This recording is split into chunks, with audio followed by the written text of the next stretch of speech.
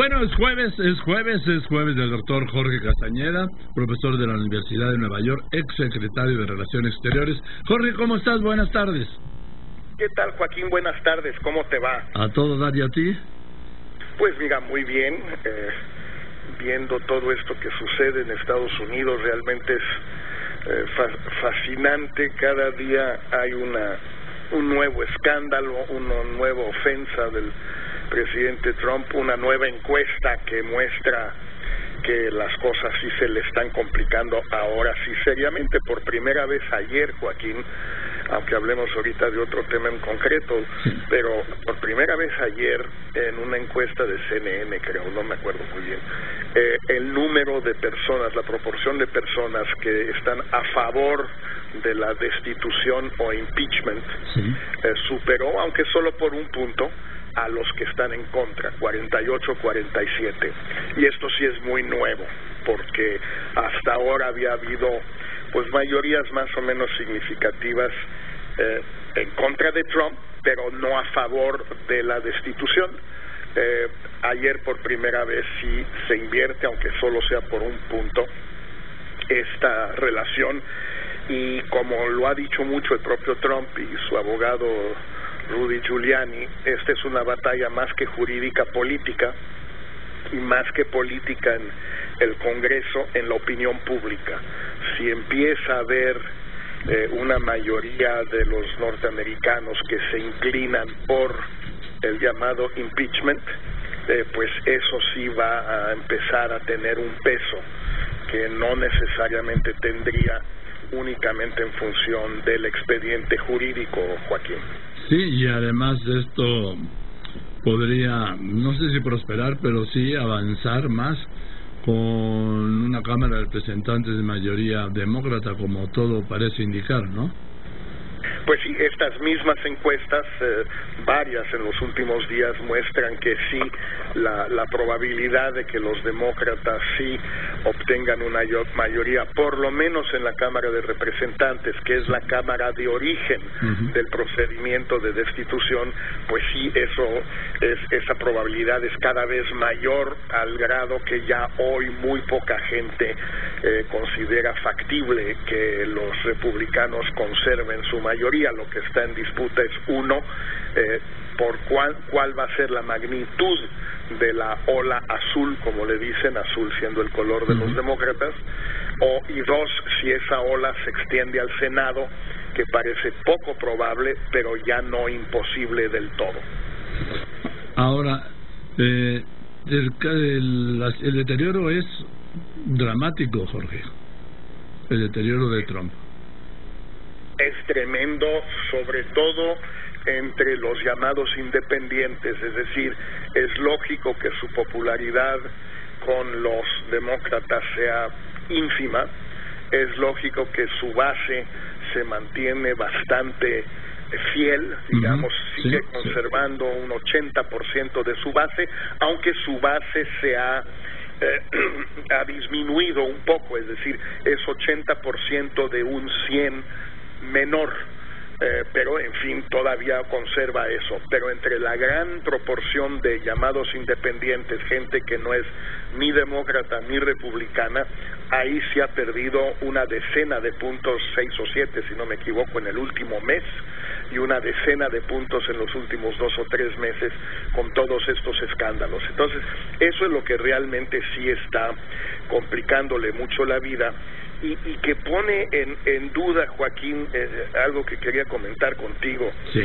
La lógica de lo que estaría haciendo el gobierno de México, el presidente Peña ahorita, con Trump. Ya no hablemos del TLC porque está en suspenso, vamos a ver, pero hay una noticia en el New York Times de hoy, un artículo largo que en parte se reproduce en Reforma, si no me equivoco, sobre la decisión de Trump de utilizar $20 millones que fueron aprobados por el Congreso para otros temas, y en particular para asuntos de combate a la corrupción y a la delincuencia en distintas comunidades, de utilizar esos, agarrar $20 millones para dárselos como en forma de asistencia extranjera a México, al gobierno de México, para que el gobierno de México pague los boletos de avión o de autobús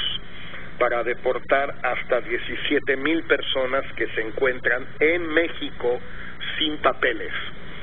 Esta es la noticia que da el New York Times. Hoy se refiere desde luego principalmente a centroamericanos. Sí. Entonces, si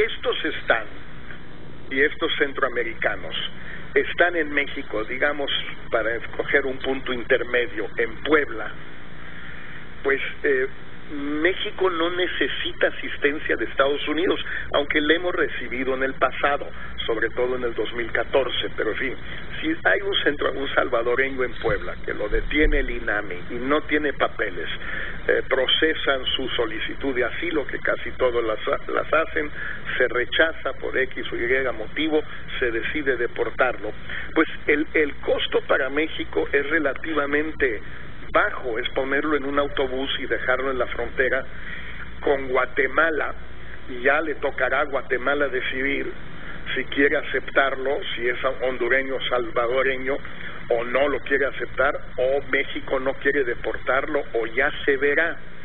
Me da la impresión, el artículo del Times no es claro, pero da la impresión, Joaquín, que se trata del equivalente del llamado acuerdo de tercer país seguro, que México ya había dicho que no acepta. Es decir, se trata de que un centroamericano llega a la frontera con Estados Unidos y antes de que cruce el puente y solicite asilo, las autoridades mexicanas procesan su solicitud de asilo para México, del lado mexicano, la niegan y lo mandan de vuelta, digamos, a El Salvador. Sí. Pero eso sí ya cuesta más lana. No. O bien, esa ya es una lana. Sí.